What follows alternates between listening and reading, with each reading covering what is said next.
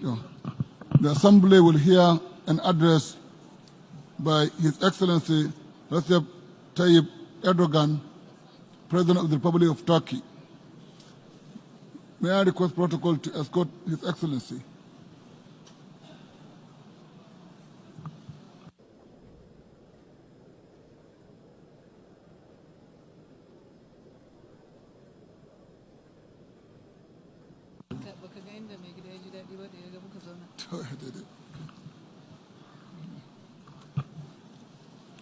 On behalf of the General Assembly, I have the honor to welcome to the United Nations His Excellency Recep Tayyip Erdogan, President of the Republic of Turkey, and to invite him to address the Assembly.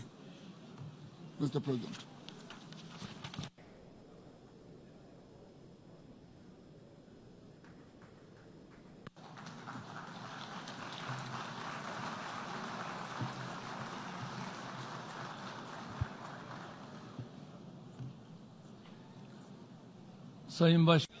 Honorable President, distinguished heads of states and governments, distinguished Secretary General, esteemed delegates, I would like to salute you all with my most heartfelt emotions on behalf of my personal self and my nation. I would like to thank Ms. Espinosa for her successful work over the past year. I also wholeheartedly congratulate Mr. Mohammed Pandey, who has taken over the presidency of the General Assembly for the 74th session, and I hope and pray that the 74th session of the GA will bring peace and prosperity to the whole world and humanity. Esteemed delegates, our world today faces many challenges and pain resulting from injustice at a global scale. The great scholar of our civilization, Rumi, has once defined justice as the following, quote, sharing amongst the people the rights and obligations appropriately and allocating to them what they are entitled to. It is obvious that today neither the rights nor the responsibilities are shared appropriately. In the meantime, injustice generates instability, power struggles, crises, waste, and extravagance. Yet, the organization where we're gathered today was established in the aftermath of the Second World War with the eventual purpose of eradicating injustice. Indeed, the international community is gradually losing its ability to find lasting solutions to challenges such as terrorism, hunger, misery, and climate change, which all threaten our own future. It is with no doubt that the General Assembly has a very fitting theme for the 74th session, galvanizing multilateral efforts for poverty eradication, quality education, climate action, and inclusion.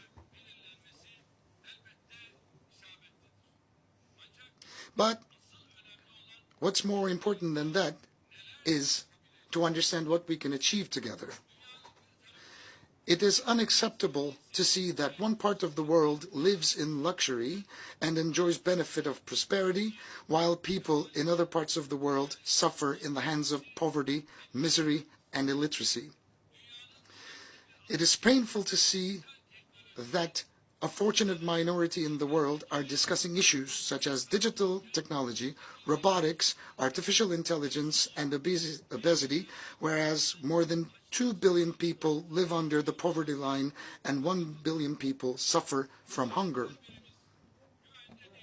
We cannot turn our back to the reality that if all of us are not safe, none of us will be safe. For many years I've been saying from this rostrum that we cannot leave the fate of humanity up to the discretion of a handful of countries. Today, I would like to reiterate once again that the world is greater than 5.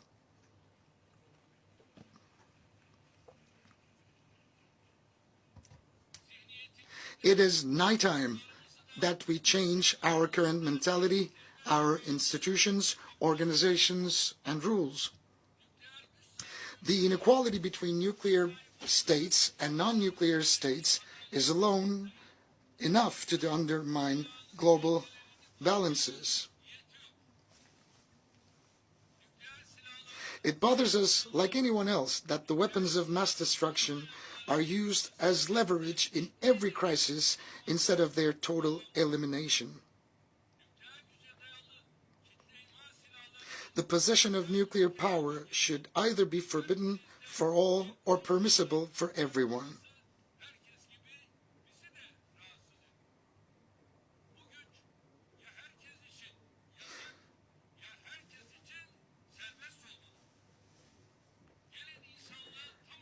For the sake of a peaceful future for all humanity, let us solve this problem as soon as possible on the basis of justice.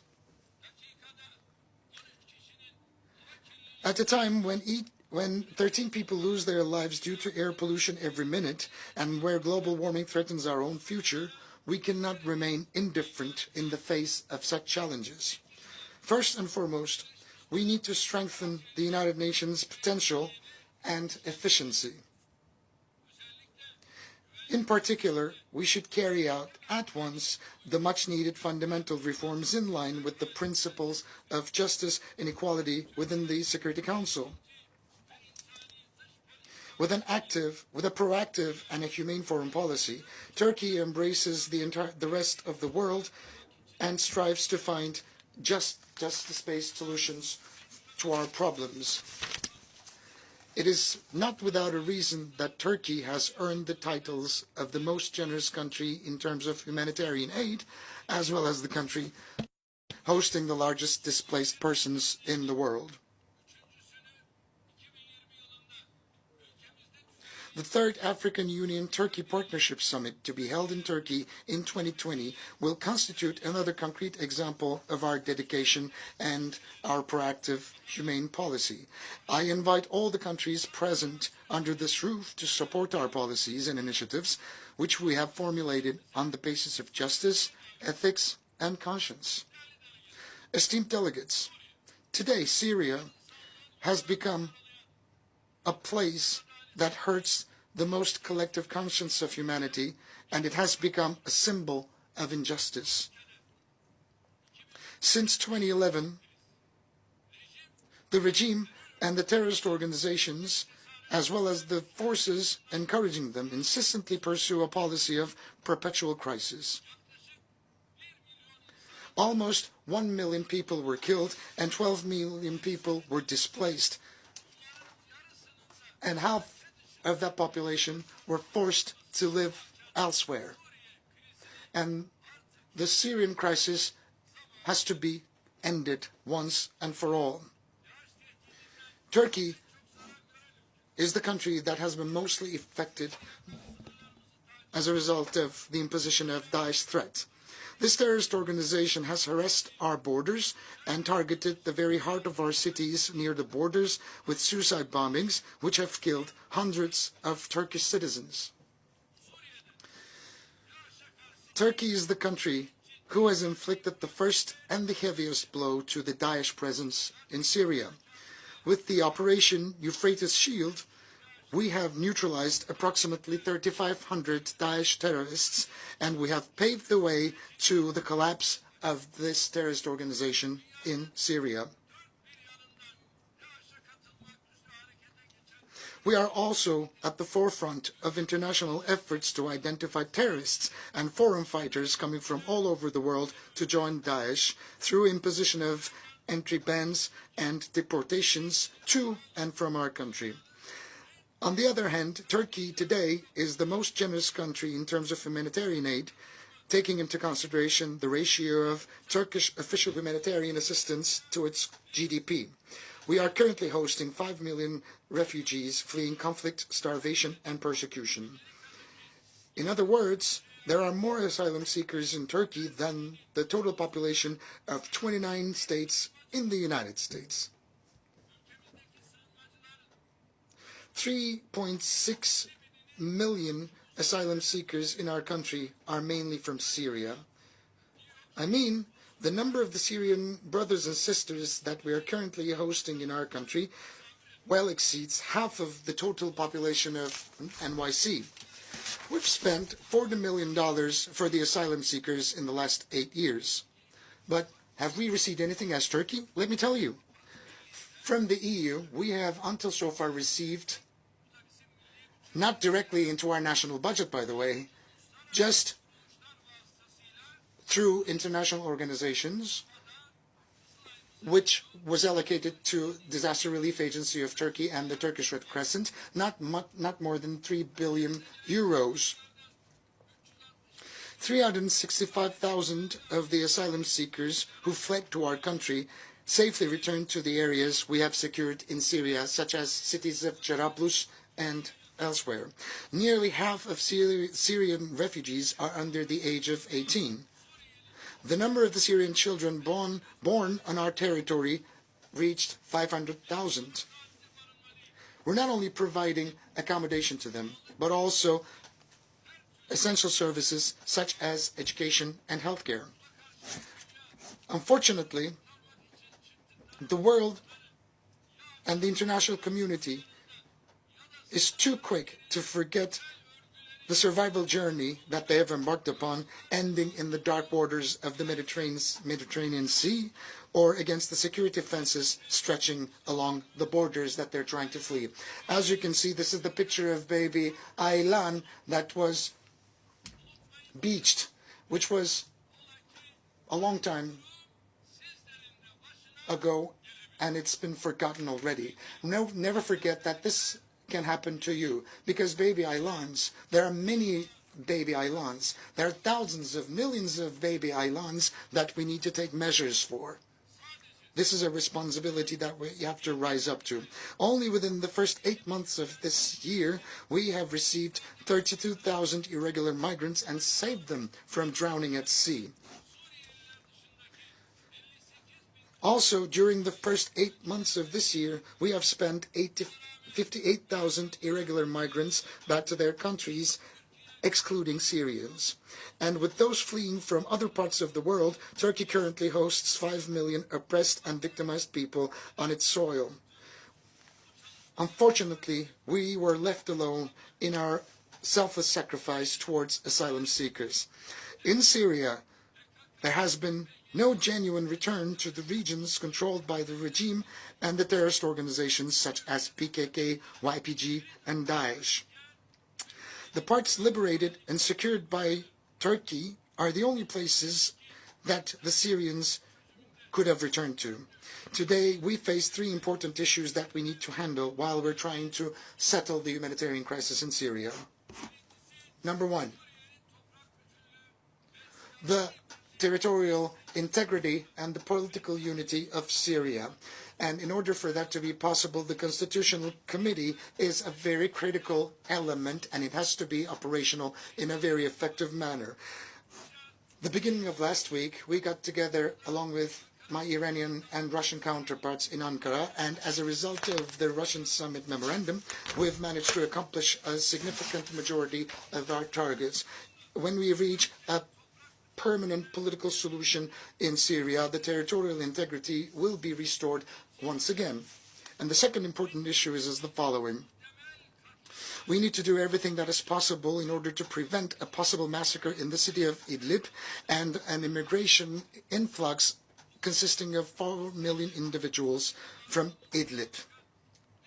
The agreement, the memorandum we reached with Russia in Sochi, still remains valid despite some setbacks.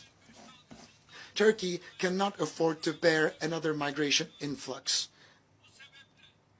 That's why we expect all countries around the world to support Turkey's efforts to ensure security and stability in Idlib. Thirdly,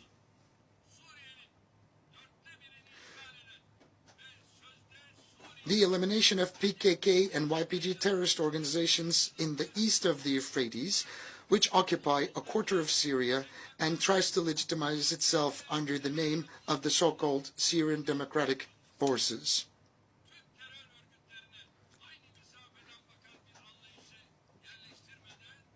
We will not be able to find a permanent solution to the Syrian conflict if we fail to handle all the terrorist organizations with the same perspective Our talks with the United States with a view of establishing a safe zone in Syria continue.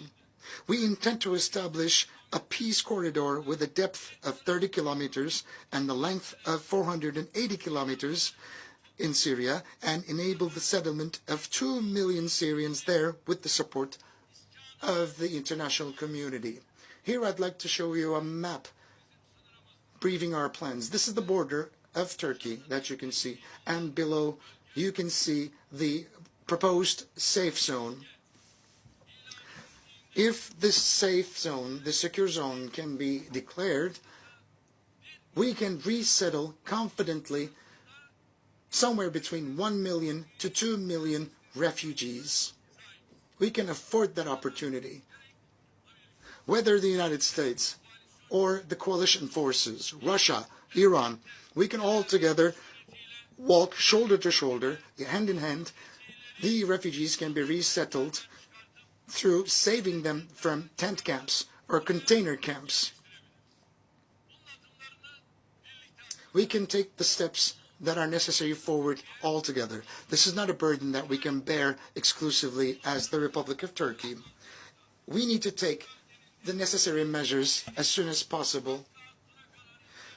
If we could extend the depth of this region until Deir ez-Zor, Raqqa line, we can increase the number of Syrians up to 3 million who will return from Turkey, Europe, and other parts of the world to their motherland. We are very much resolute in the realizing of this program, and we are involved in the necessary preparations. We also lead a process for an international conference to be held with the participation of Lebanon, Iraq, and Jordan. We likewise attach a great significance to the prospective success of the Global Refugee Forum to be held in Geneva in December, co-chaired by Turkey. We are of the opinion that a donor conference can be organized under the leadership of the United Nations to support returns to safe areas.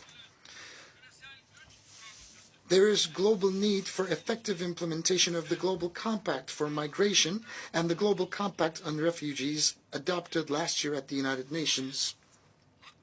If we succeed to establish an environment, a landscape of trust and stability on the basis of the principles of legitimacy and justice in Syria, we will also help neighboring Iraq relieve itself from her troubles related to both Daesh and PKK presence. I launch an appeal to the entire UN family from this hall to take initiatives as well as to support our ongoing efforts to stop the humanitarian crisis in Syria. Esteemed delegates, the Mediterranean basin, in addition to the tragedies triggered by the Syrian crisis, such as illegal migration, faces further problems due to developments in the Eastern Mediterranean. Despite negotiations of more than 5 decades, the Cyprus question has not yet been resolved due to the uncompromising position of the Greek Cypriots. The Greek Cypriot side pursues an inequitable and an unjust policy of imposition that refuses to share the political power and prosperity with the Turkish Cypriots. Turkey is the international treaty-based guarantor of the Turkish Cypriot people, with whom it has deep historical and cultural bonds. Similarly, Greece is a guarantor, and the UK is a guarantor. It is clear that those who claim to solve the Cyprus problem under the condition of zero security, zero guarantee, have ill intentions from the onset. As Turkey, we will continue our efforts until a solution that would guarantee the security and the preservation of the rights of the Turkish Cypriots is found. We believe that the energy resources in the Eastern Mediterranean constitute an important opportunity for cooperation if we all adopt a win-win approach. But unfortunately, despite our reasonable approach, some countries of the region, through unilateral steps, are trying to turn the issue of energy resources into a scope of conflict. In the Eastern Mediterranean, we are determined to protect the legitimate rights and interests of both Turkey and the Turkish Cypriots until the very end. We will continue to be open-minded about proposals based on cooperation and equitable sharing. Another critical area of the Mediterranean is Libya, and we endeavor to ensure security and stability in the country through the establishment of a democratic administration based on the free will of people. The political and economic empowerment of Libya will be providing a relief for both North Africa and Europe. The solution in this country can be explored by only respecting the choices and the free will of the Libyan people. Interventions in Yemen and Qatar have had serious consequences from a both humanitarian and economic point of view. We should all seek an immediate settlement of the disputes in the region that re-emerged due to the attacks on oil production facilities. Journalist Jamal Khashoggi, who was brutally slaughtered last year,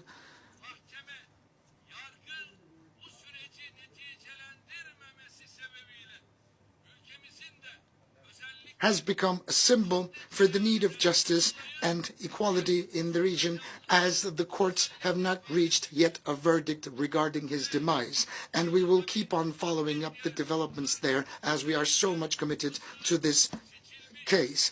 And Egypt's first democratically elected president, Mohamed Morsi, who lost his life in a courtroom in a suspicious way,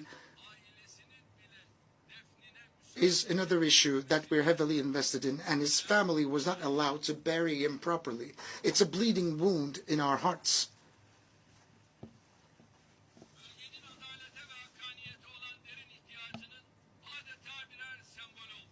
They have both become a deep symbol for the need to equality and justice in the region.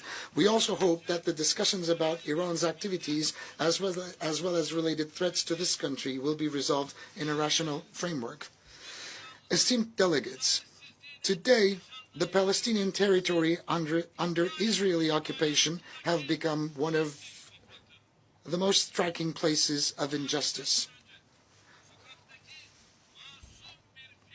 If the images of an innocent Palestinian woman who was murdered heinously by Israeli security forces on the street just a few days ago will not awake the global conscience, then we are standing at a point where words are not sufficient. I'm quite curious. What about this map of Israel? Where is Israel? Where does the land of Israel begin and end? Look at this map. Where was Israel in 1947? And where is Israel now? Especially between the years 1949 and 1967. Where was Israel and where is Israel now?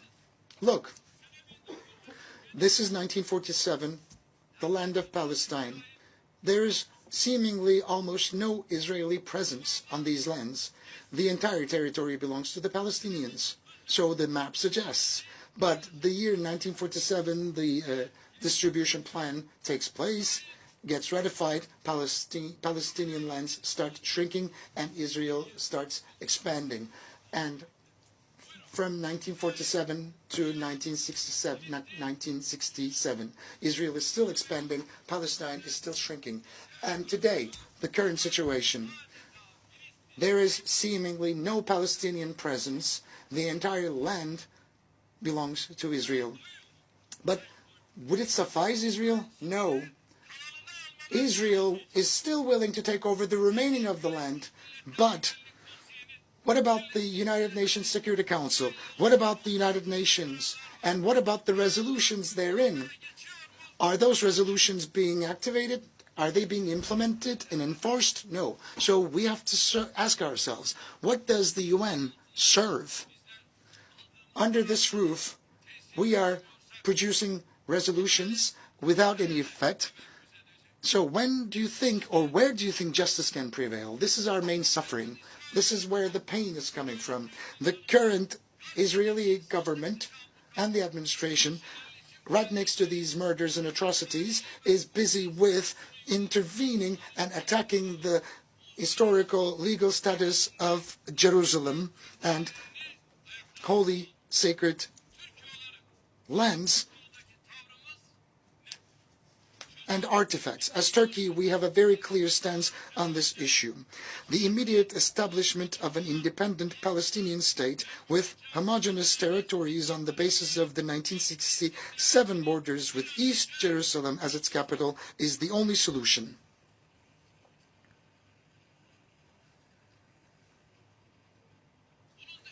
Any other peace plan other than this will never have a chance of being fair, just, and it will never be implemented. Now, I'm asking from the rostrum of the United Nations General Assembly, where are the borders of the State of Israel? Is it the 1947 borders? The 1967 borders? Or is there another border that we need to know of? How can the Golan Heights and the West Bank settlements be seized, just like other occupied Palestinian territories, before the eyes of the world, if they still are not within the official borders of this state? Is the aim of the initiative, promoted as the deal of the century, to entirely eliminate the presidents of the state and the people of Palestine? Do you want another bloodshed? All actors of the international community, in particular the UN, should provide concrete support to the Palestinian people beyond more promises. In this regard, it's very important for the United Nations Relief and Works Agency for Palestinian refugees in the Near East to continue its activities effectively. Turkey will continue to stand by the oppressed people of Palestine as she has always done.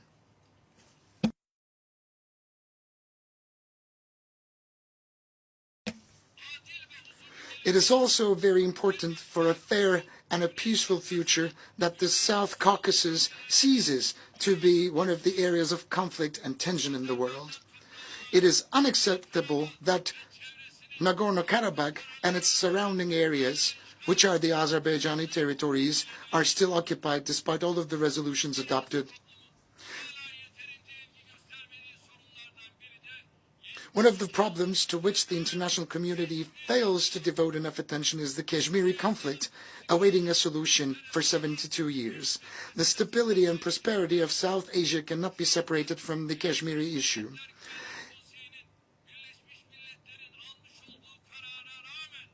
Despite the resolutions adopted by the United Nations Security Council, Kashmir is still besieged and 8 million people are still stuck in Kashmir. They cannot get out.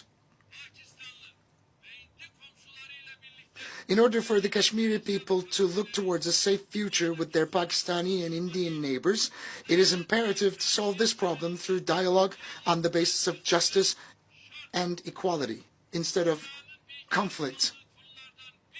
Another issue that the world seems to remain indifferent is the humanitarian tragedy Rohingya Muslims are currently facing. The Independent Commission of Inquiry established under the United Nations has recorded the existence of a genocidal intent behind the events perpetrated in Myanmar's Rakhine State. Turkey will continue to carry out its initiatives and endeavors to ensure the security and fundamental rights of the Rohingyas, as well as the humanitarian relief activities we have undertaken since the first day. The invasions, the conflicts, and terrorist activities that continued in an uninterrupted fashion for almost 4 decades in Afghanistan have led to significant challenges at a global level. It is now time for peace and security to be restored. This is up to us to assume responsibility and take up action. Esteemed delegates, today one of the biggest threats to global peace and stability is the skyrocketing racist, xenophobic, discriminatory, and anti-Islamic rhetoric.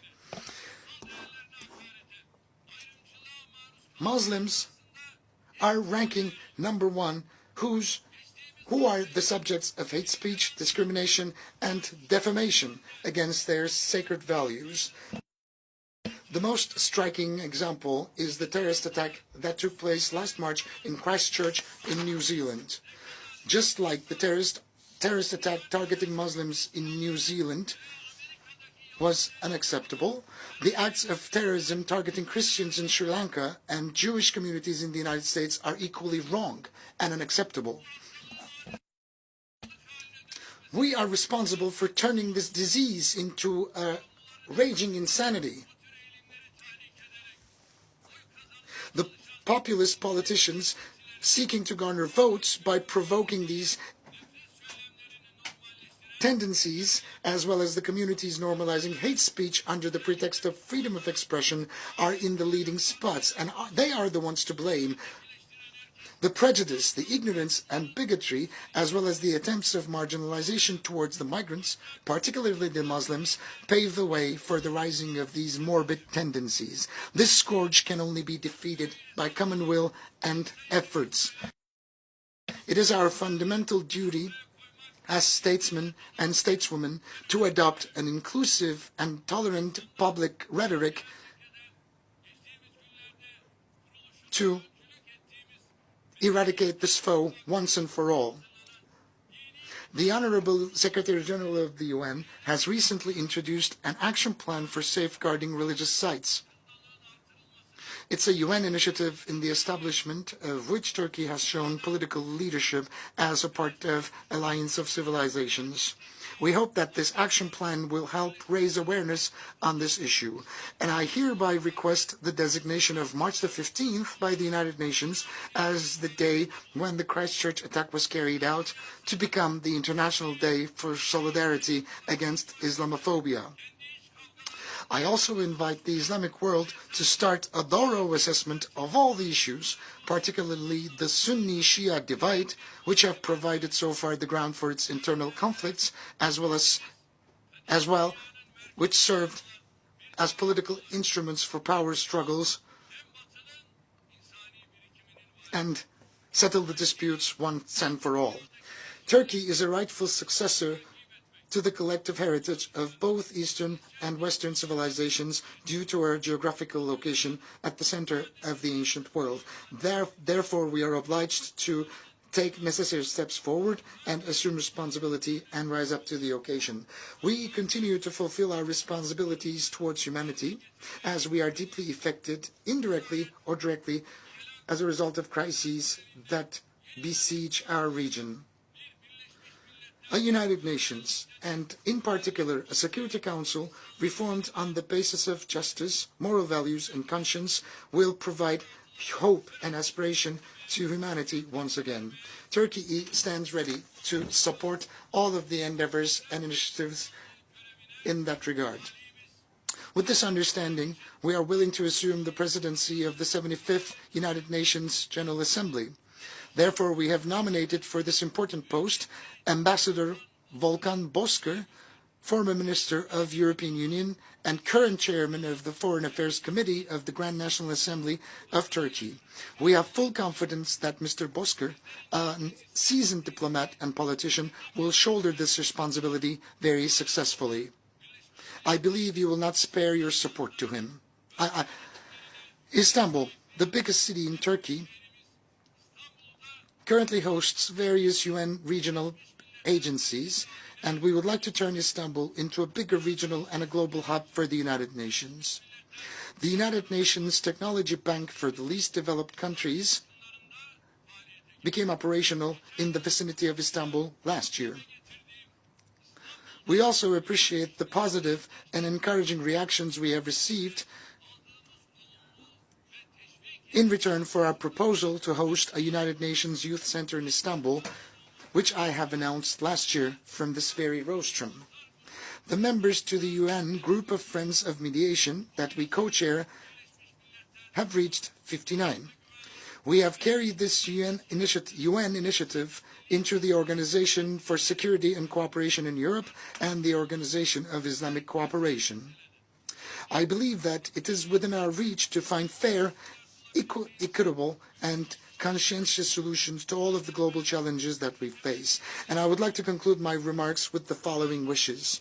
Freedom for all, peace for all, prosperity for all, justice for all, a peaceful and a safe future for all. I wish the work of the 74th session of the UNGA to be successful. I greet you all with my most heartfelt emotions, with love and respect on behalf of my people. Thank you.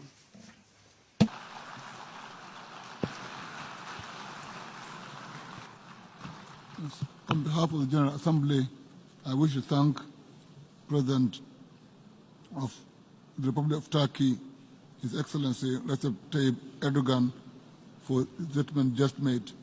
May I request representatives to remain seated while we greet the President.